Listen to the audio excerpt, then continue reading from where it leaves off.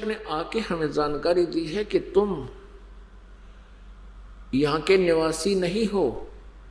ये पृथ्वी लोक सबसे घटिया स्थान है। यहाँ पर कभी फ्लड आ जाती है, कभी गर्मी सताती है, कभी इतना अकाल गिर जाता है, त्राही त्राही मच जाती है, टक्कर मार मार कर मर जाते हैं। कहीं साइक्लोन आ जाते हैं, कभी भूकंप आ जाते हैं, कोई दुर्घटना मर जाते हैं, कई महामारियों के अंदर नष्ट हो जाते हो। किसी का पुत्र मर रहा है, किसी की पुत्री मर गई है, किसी की बेटी विधवा हो गई है, किसी का कुछ हो गया, किसी के हाथ कट गया, किसी की आंखें फूट गई। कोई पशु पक्षी बनकर कितना घोर कष्ट उठा रहे हो। ये लोग ठीक नहीं है, ये स्थान ठीक नहीं है। तुम इसको व्यवस्था अनुसार विवश होकर के, आपके पास कोई विकल्प नहीं था, इसलिए आप जी ने इस प्रोसेस को, मरने और जीने को, दुर्घटनाओं को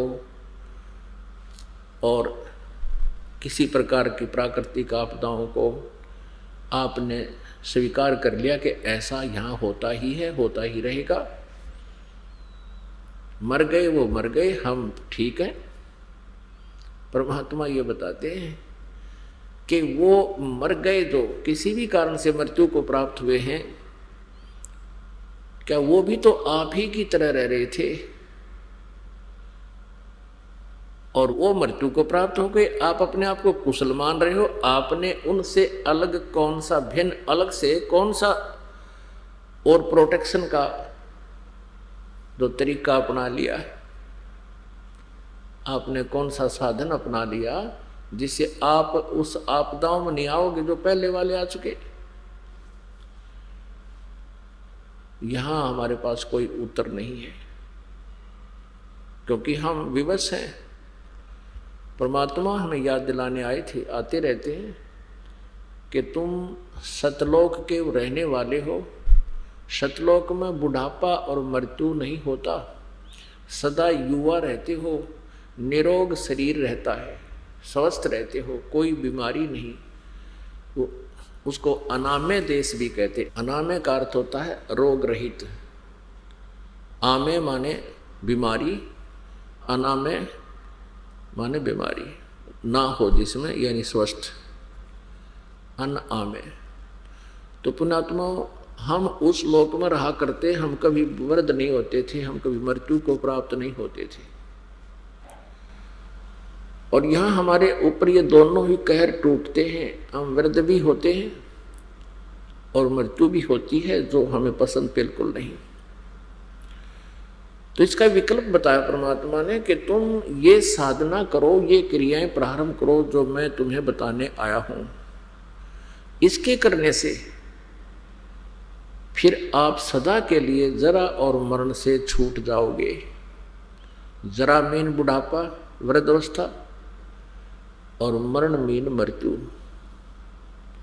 तुम जरा और मरण से छूटना चाहते हो तो जैसे मैं तत्व ज्ञान में बता रहा हूं ऐसे साधना कीजिए।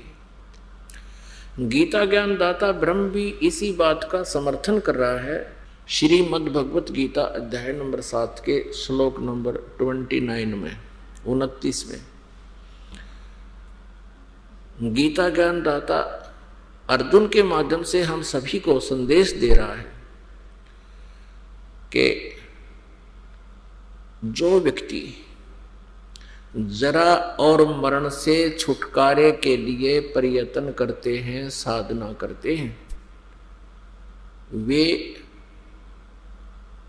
उस ब्रह्म से यानी तत्व ब्रह्म से और पूरे अध्यात्म ज्ञान से और सभी प्रकार के कर्मों से परिचित हैं। मैं तो तुम्हें बता रहा हूँ, गीता जी अध्याय नंबर 4 के श्लोक नंबर 34 में कहा कि अर्जुन उस ज्ञान को जिसको परमात्मा स्वयं अपने मुख कमल से उच्चारण करके सुनाता है, इसलिए गीता जी अध्याय नंबर 4 के श्लोक नंबर 32 में उसको ब्रह्मणे मुखे कहा है। और इन अनुवादकर्ताओं ने अज्ञानतावश इसका अर्थ गलत कर दिया। ब्रह्मणे मुखे का अर्थ कर दिया वेद की वाणी। नहीं, ब्रह्म माने परमात्मा और परमात्मा का अर्थ वेद करना अज्ञानता का सूचक है। जैसे राजा और एक राजा का विधान होता है, संविधान। जहां राजा का प्रसंग हो और वो प्रसंग को ना समझकर अनुवाद करता, राजा का अर्थ संविधान कर देता है कि संविधान की वाणी में अर्थ लिखना था, वहां राजा की वाणी में राजा का आदेश ना लिख करके संविधान की वाणी लिखता है, तो वो गलत कह रहा है। क्योंकि राजा का अर्थ संविधान नहीं होता, ब्रह्म का अर्थ प्रभु होता है, इसका अन्य अर्थ नहीं होता। जहां पर इन्होंने अन्य अर्थ किए हैं वो गलत किए हैं, तत्व ज्ञान के अभाव से किए हैं। और जितने भी शब्द कोशों में भी कहीं इन्होंने ऐसी त्रुटि की है तो इन अज्ञानियों के द्वारा किए गए शब्दार्थों से ही उन्होंने रेफरेंस दे रखी। शब्द कोशों में भी लिखा है कि ऐसा अनुवाद उस गीता अध्याय इतने में किया हुआ, इसलिए मैं भी शब्द कोश में उसी के आधार से इसका अर्थ ऐसा कर रहा हूं। तो वो गलत कर दिया, शब्द कोश भी गलत बना दिए, शब्दार्थ गलत हो गए। तो यहां सच्चिदानंद घन ब्रह्म की वाणी में जो ज्ञान विस्तार से कहा गया सभी धार्मिक अनुष्ठानों यज्ञों के बारे में, वो तत्व ज्ञान है। श्रीमद् भगवद गीता अध्याय नंबर 4 के श्लोक नंबर 34 में कहा कि उस तत्व ज्ञान को तू तत्वदर्शी संतों के पास जाकर समझ, उनको दंडवत प्रणाम करने से, कपट छोड़कर नम्रता पूर्वक प्रसन्न करने से वह तत्वदर्शी संत आपको तुझे परमात्म तत्व की जानकारी देंगे। वह तत्वदर्शी संत तुझे उस परमात्म तत्व की, परम अक्षर ब्रह्म की जानकारी देंगे। उनसे सुन, उनसे पूछो। इससे एक बात तो ये स्पष्ट हो गई कि गीता ज्ञानदाता उस परमात्म तत्व से परिचित नहीं है। उसने ऑप्शन छोड़ दिया, उसने कह दिया है कि उस तत्वदर्शी संत बताएंगे। तो यहाँ गीता अध्याय नंबर 8 के श्लोक नंबर 1 में अर्जुन ने पूछा, फिर किम तत्ब्रह्म और किम अध्यात्म और किम कर्म पुरुषोत्तम अधिभूत च अधियज किम प्रोक्तम। उसमें लिखा है कि अर्जुन कहता है फिर वो तत्व ब्रह्म कौन है, वो क्या चीज है तत्व ब्रह्म, और क्या यह जातम है, और वो कर्म क्या है। आगे इसका उत्तर देता है संक्षिप्त में 8वें अध्याय के 3 श्लोक में कि वो परम अक्षर ब्रह्म है। वो तत्व ब्रह्म कौन है जिसको जानकर फिर प्राणी केवल जरा और मरण से ही छूटने का प्रयत्न करते हैं। 8वें अध्याय के 3 श्लोक में बताया कि वो परम अक्षर ब्रह्म है, वो गीता ज्ञान दाता से अलग परमेश्वर है। तो गीता अध्याय नंबर 7 के श्लोक नंबर 29 में कहा है गीता ज्ञान दाता ने कि मेरे आश्रित होकर मैं जो तुझे संदेश दे रहा हूं कि तत्वदर्शी संत की खोज कर, दंडवत प्रणाम कर, नम्रता पूर्वक उनसे प्रसन्न करो। फिर वो तत्वदर्शी संत उस सच्चिदानंद घन ब्रह्म की वाणी, उनके मुख से उत्तरित वाणी में जो तत्व ज्ञान है, परमात्म ज्ञान है, उसको बताएंगे।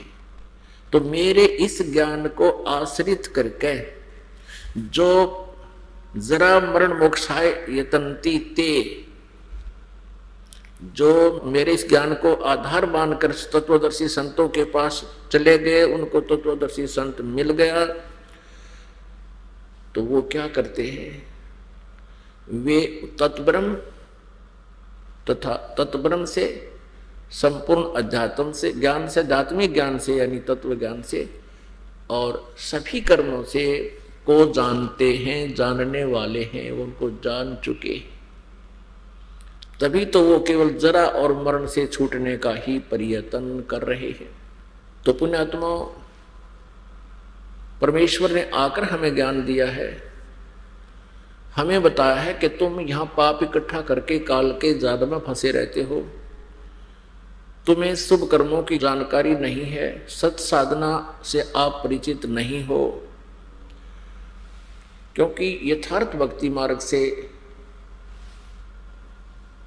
यानी पूर्ण परमात्मा परम अक्षर ब्रह्म से, उसके पाने की विधि से, सतलोक जाने की विधि से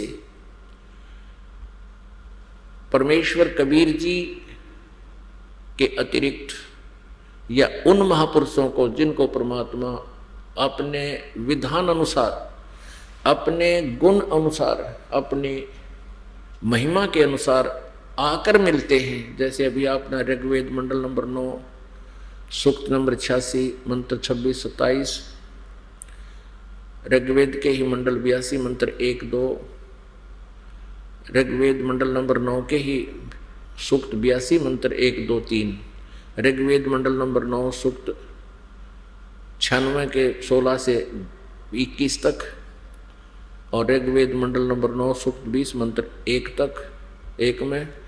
इसी प्रकार ऋग्वेद मंडल नंबर 9 सूक्त नंबर 1 मंत्र 8 और 9 में ये स्पष्ट किया है कि वो परमात्मा कैसी लीला करता है। वो अपने तीसरे मुक्ति धाम सतलोक से, अमर धाम से चलकर आता है, वो वहाँ विराजमान है, वहाँ रहता है, अच्छी आत्मा को मिलता है जो श्रेष्ठ आत्मा होती है। जैसे आकाशीय बिजली उसी धातु पर गिरती है जिसमें उसका अट्रैक्शन बनता है, ऐसे ही वो परमात्मा उन पुण्यात्माओं की तरफ खिंचा चला आता है जो अच्छी आत्मा होती है।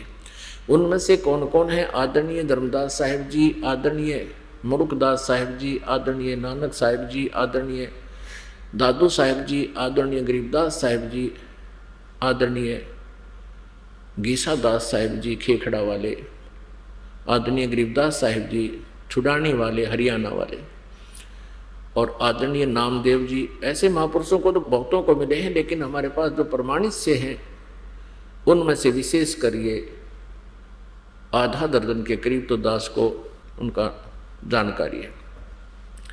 इनको तो यथार्थ ज्ञान हुआ प्रभु से, परमेश्वर ने आकर अपने विधान अनुसार, संविधान अनुसार, अपने नियम अनुसार उनसे मिले। जैसे वेद बताते हैं ऐसी लीला मालिक करता, ऐसी ही की उन्होंने। वेद तो इस दास ने अभी देखे हैं 2-4 वर्ष से, और ये लीला 600 वर्ष पहले परमात्मा ने की हुई है, और प्रत्येक युग में उन्होंने की है। वो स्वयं अपना प्रमाण दे रहे हैं अपनी सच्चिदानंद घन ब्रह्म की वाणी में, अर्थात कबीर वाणी में, कि वो परमात्मा ऐसे करता है, वो ऐसे ही उन्होंने किया हुआ है। तो उन महापुरुषों को छोड़कर जिनको परमात्मा विधान अनुसार मिले हैं और जिन्होंने परमेश्वर के ज्ञान को स्वीकारा है, उसके अतिरिक्त कोई भी इस तत्व ज्ञान से, परमात्म ज्ञान से परिचित नहीं है। यहां तक कि श्री ब्रह्मा जी, श्री विष्णु जी, श्री शिव जी, दुर्गा जी, श्री देवी जी और अन्य ऋषि और ब्राह्मण कोई भी परिचित नहीं है इस तत्व ज्ञान से। ये सभी डलेड हो रहे हैं। परमेश्वर अपनी वाणी में कहते हैं, चारों युग में संत पुकारे, कूके कहा हम हेल रे, हीरे माणिक मोती बरसे, ये जग चुगता ढेल रे। सच्चिदानंद घन ब्रह्म की वाणी में, अर्थात कबीर वाणी में, जिसको सूक्ष्म वेद भी कहते हैं, उसमें ये यथार्थ ज्ञान सत साधना लिखी है, और उसमें पूर्ण परमात्मा के पाने की, जरा मरण से छूटने की सब साधना, सब विधि विस्तार से कही गई है। और उस साधना को ना करके, वो साधना तो है हीरे मोती माणिक लाल बहुमूल्य समझो,